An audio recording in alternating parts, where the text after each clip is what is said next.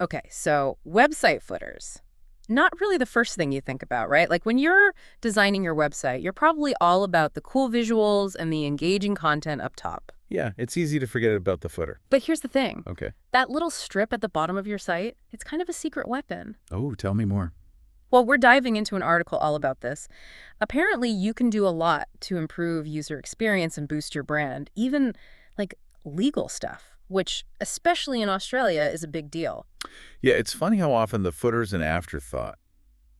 But it's like the last impression, right? They've scrolled through everything, and boom, there's the footer. It's prime real estate. It really is.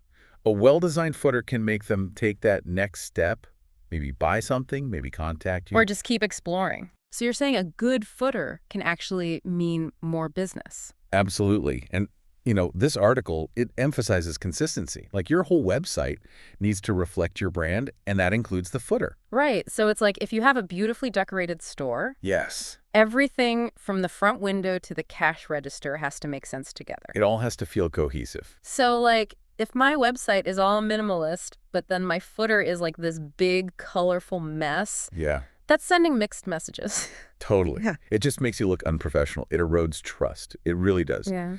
And you know what else? Your footer, especially for us in Australia, Oh, yeah. it's the perfect spot for those practical things. Yeah. Like privacy policy, terms of service. Right. Gotta have that legal stuff. Exactly. And it's not just about ticking a box. Like it Yep. actually builds trust. Yeah, for sure. Especially with all the what feels like daily headlines about online privacy these days. For sure. And especially in Australia, we've got those, unique online rules. Right. So transparency is key. Gotcha. So we've got branding, legal stuff. What else? The article mentioned navigation too, right? Yeah, exactly. So think of your footer, right, Mhm. as like a website map.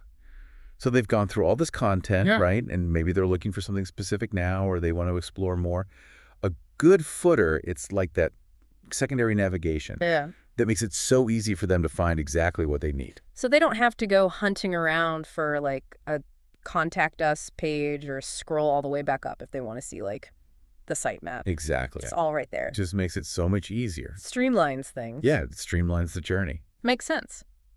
So speaking of making it easy, the article talks about all these ways you can actually customize your WordPress footer to do all this stuff. Like it's a toolkit. It is. It's like a toolkit for your footer experience. Okay, let's get into the toolkit then. I think there were 4 main ways mentioned. Yeah.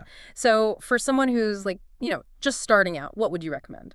I would say the WordPress customizer is like the easiest way to start. Yeah. It's already built in, no coding. Perfect. Yeah. You can start customizing right away. So like basic stuff, adding a little bit of text, maybe switching up a logo. Absolutely. Yeah. You can even change the color scheme to match your site. Nice. So no coding degree necessary. What about widgets? I saw that word thrown around. Widgets. Okay, so widgets are these pre-built modules, like little Lego pieces. You just drag and drop them right into your footer. So let's say you want your Instagram on your site. Yeah. You add the Instagram widget, or you want a contact form. There's a widget for that. That's super easy.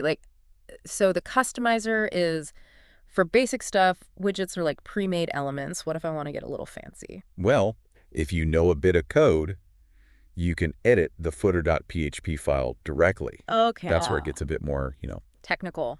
technical. But it gives you full control. You can create whatever you want. So this is where I'd need to know a bit of HTML, CSS. Exactly. HTML is like the structure, right? Okay. And then CSS is all the style. Got it. So footer.php, I can go wild, but I need to know what I'm doing. What about the people who are like, no code for me? Well, there's plugins. Those are your best friend. They're like apps for your WordPress.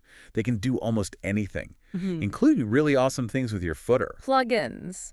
Music to my ears. What kind of footer-specific plugins are we talking? Plugins, music to my ears. What kind of footer-specific plugins are we talking? So the article mentions Elementor, Footer Putter, and W Keyforms. Elementor, it's like the everything tool. Okay. You can customize anything on your site with it. Super visual, drag and drop. Footers too, of course. So Elementor, it's like if you want that flexibility. Exactly. What about Footer Putter? Sounds pretty self-explanatory. Yeah, that one's all about footers. That's its thing. Makes sense. Really user-friendly. Tons of options just for that area. So Elementor is like the multi-tool. Footer Putter is the specialist. You got it. And then WP Forms, that's all about contact forms. Exactly. So picture this. Someone's on your site. They're reading your blog post. They love it. and they want to get in touch. Okay, yeah. Bam! There's a form right there in the footer. Easy peasy. So easy. No need to, like, go searching for a contact page. Exactly. No more hunting around. You're just removing those roadblocks. Well, it's just what it's all about, right? It is. You want people to engage, become a follower, maybe even buy something. For sure. Okay, so we've covered a ton. Branding, legalities, all the customization tools. It's a lot. But now I'm thinking, like, what do I actually put in my footer? The article touched on this, but... Yeah, it's a great question. It really does depend, right? On your website, what you're trying to achieve, who you want to reach. But think of it like this. You walk into a really well-organized store, everything has its place. I like that. It's the same for your footer. Instead of cramming everything in there, Right. be intentional about it. Exactly. What do you want people to do? Browse your products? Okay, add navigation links. Want them to sign up to your newsletter? Boom, sign up form. Makes total sense. And I remember that killer footer section in the article had that great tip, keep it simple. So important. Why is that such a big deal? Okay, remember that store we talked about? Imagine they just started piling stuff everywhere, floor to ceiling, just chaos. Oh, yeah. Would you want to shop there? No. Too much. The same for your website. A super cluttered footer is just confusing. So, quality over quantity. Choose what matters and let it breathe. The article also talked about making sure it looks good on phones, which is huge these days. Oh my gosh, essential. So many people are on their phones all the time. If your footer looks amazing on a big screen, but then on a phone, it's like tiny and impossible to read. Yeah, People could bounce right off. gone. And one last thing, that warning about going link crazy, why is that? Okay, so two main reasons. One, it's overwhelming for the user, just like too much of anything. Yeah. But it also messes with your SEO. Oh, right. SEO. Explain it to me like I'm 5. Okay, SEO is basically how Google sees your website. It's like how easy it is for people to find you when they search for something. Too many links in your footer, it can actually make your important pages harder to find. Interesting. So it's about choosing those links carefully. Exactly. They make them count. This is amazing. I had no idea there was this whole science to website footers. Right. It's those little details that can really make a difference. They really do. It's all about creating that experience for your visitors, but make it easy for them to find what they need, keep them engaged. And hopefully coming back for more. Well said. All right, listeners, now that you know the secrets of the footer, it's time to put them into action. Until next time, happy customizing.